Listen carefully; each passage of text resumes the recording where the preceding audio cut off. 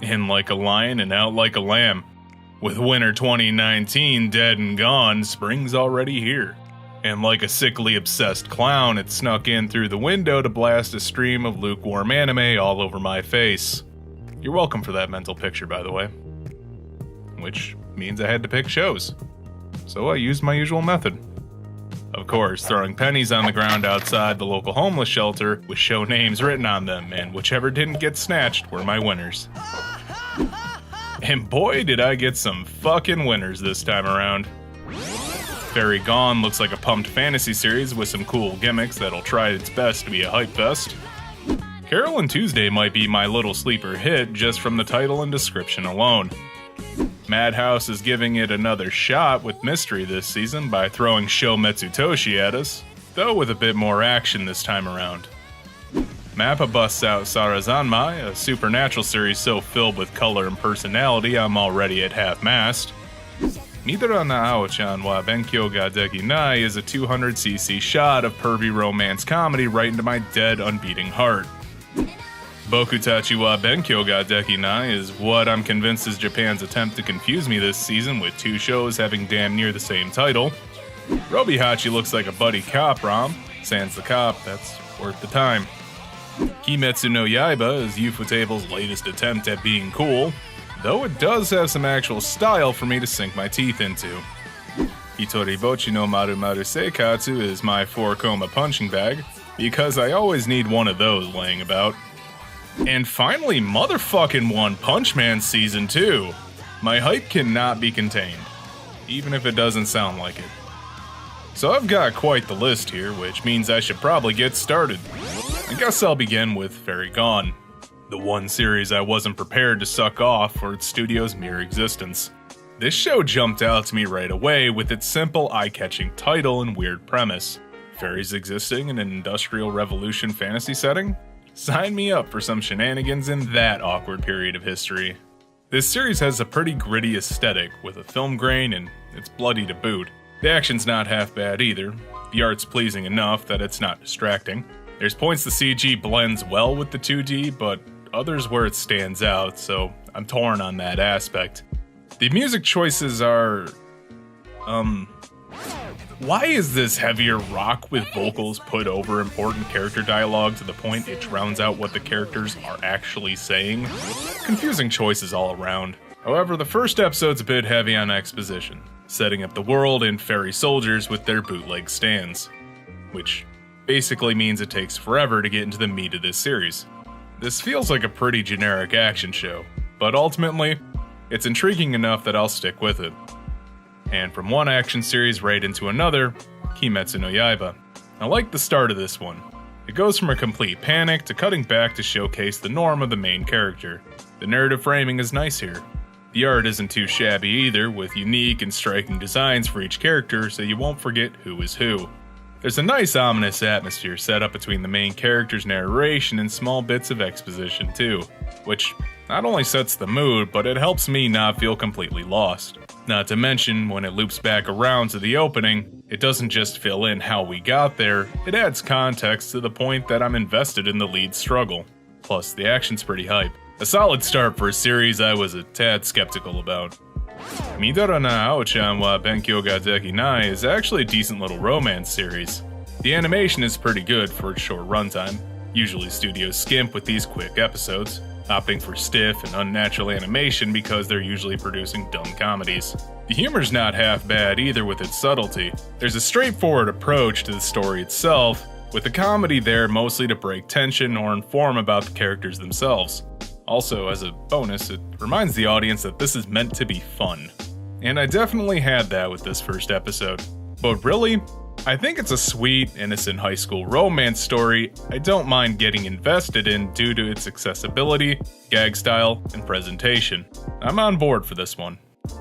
Speaking of comedy, let's look at Hitoribocchi no Marumaru Seikatsu, because that's what counts as a segue in my videos. A series starring a shy girl named Hitoribocchi, and even in Japanese I don't find puns funny. Hitting this one right off the bat, we can see this girl suffers from anxiety and just barely functions in daily life. That's what I assume the target demographic for this series is like, so at least it's going for relatability. Honestly, for a 4-coma show, I think this is okay. A few moments made me laugh, like her placing a sign on her classroom saying class has been abolished so everyone should transfer schools. Bonus, the animation isn't crap. And the setup of a lovable, awkward kid making friends works for this series. This one's got some charm, so I'm actually looking forward to it. RobiHachi was one of the series that immediately jumped out to me this season with its less apocalyptic take on sci-fi. It reminds me a bit of Space Dandy in places, which is good. The main character is a likable dolt with numerous get-rich-quick schemes, and he's paired against a straight-laced, no-nonsense sort of genius. And as a straight man to the crazy protagonist, a sarcastic rabbit robot tags along as well. That alone leads to some great comedy, but it wouldn't be enough to sell me on this series outright. Luckily, there's more to it. Something about the optimistic, upbeat adventure mobster plot with sci-fi elements just makes this one fun. No joke, this Megazord bit is amazing. From the way the characters play off one another to the way the plot escalates is just fantastic.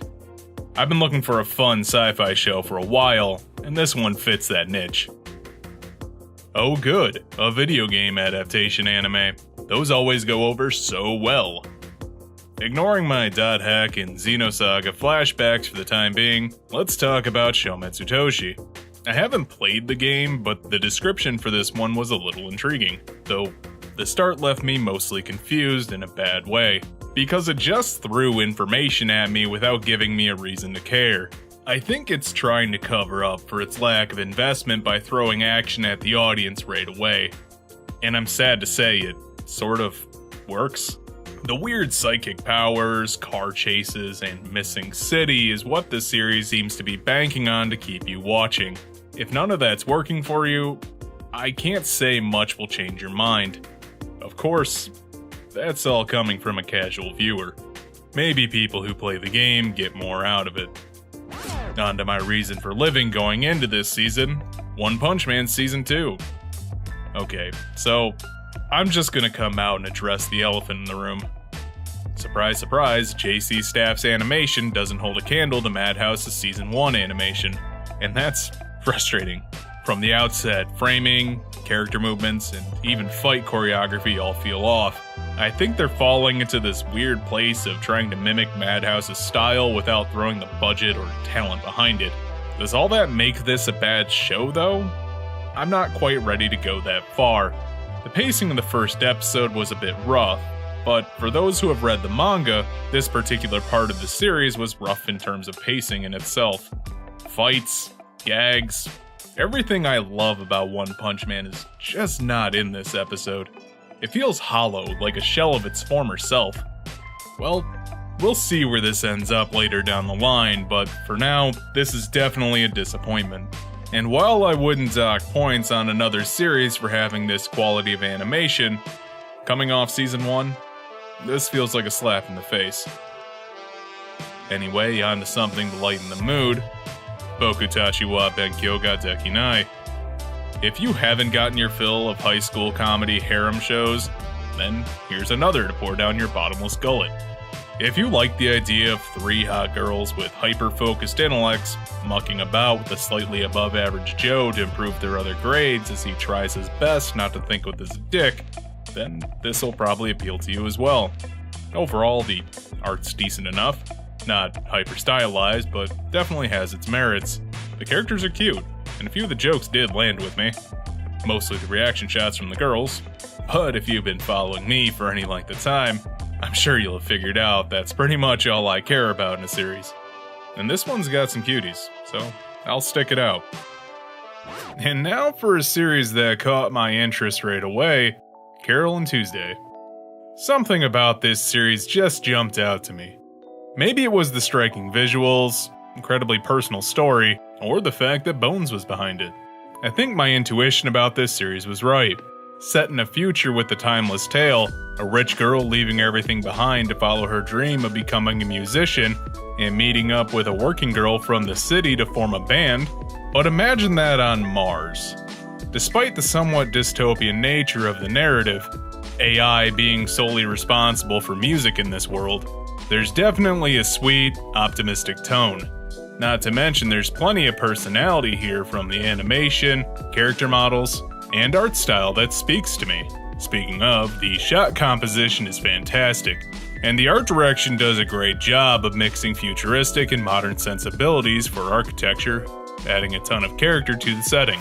Plus, both Carole and Tuesday just have excellent chemistry from the start. Though I will admit the character models may not appeal to everyone, but for me, I fucking love this first episode. Let's check out something else I was looking forward to this season, Sarazanmai. Since MAPPA's been knocking it out of the park for the last few seasons, I have high expectations for this show, and the immediate start is certainly an animation treat. But the premise for this one is weird.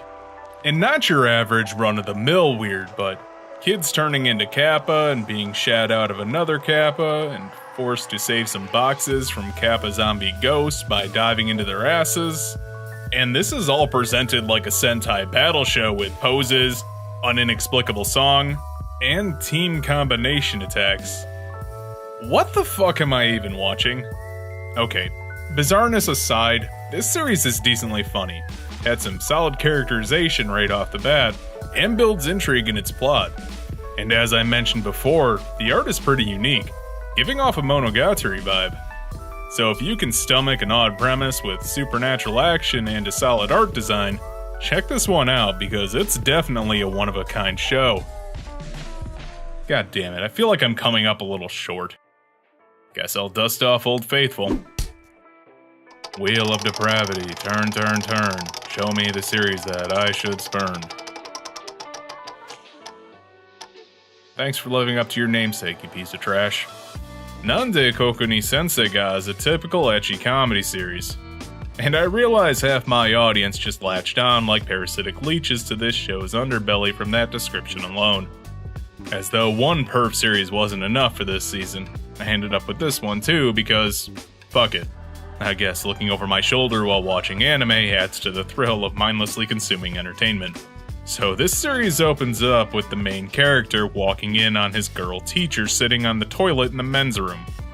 Normally I would throw up an anime girl rolling her eyes on screen for this one, but the dude freaking out because this particular teacher is a hard ass and her immediately taking control of the situation actually leads to some funny moments.